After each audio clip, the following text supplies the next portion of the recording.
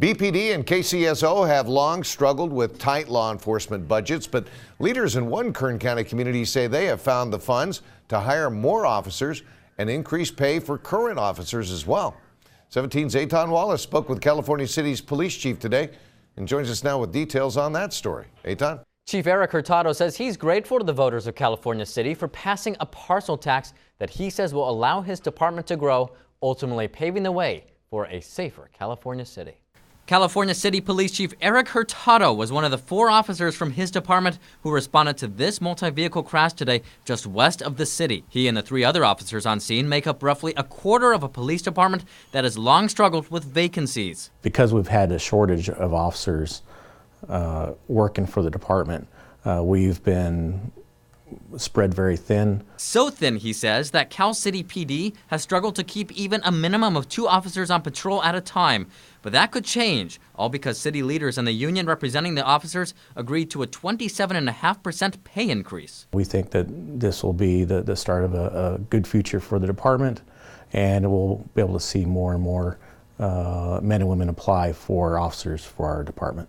He says that's because this department can now compete with other departments. Before the pay raise, officers were taking home a minimum of roughly $22 an hour, or about $3,800 per month.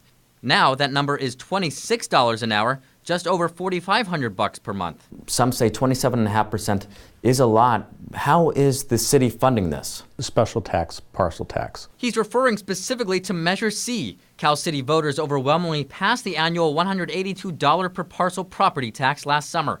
The anticipated revenue, $7 to $8 million for the city's police and fire. The funds also will allow the city to add more officers. That number will rise from 12 to 19 by the end of the year. We started running into a lot of problems with violence out in front of the store, people getting into fistfights. Leslie Swindler is the manager at this Cal City Napa Auto Parts store. She voted in favor of Measure C and said her store had to move locations because of violence. She says she's thrilled to learn more officers soon will join the force. I just feel more comfortable knowing that in the future we'll have more officers on the street. We will see a large improvement of the city, increased patrols in the city, more involvement with the schools, now that we're going to have personnel available to do those tasks. Now tomorrow night, 2 more officers will be sworn in at the California City Council meeting, bringing the total number in that department to 14. And also on the agenda, a pay raise for the city's fire department. In the newsroom, Eytan Wallace, 17 News.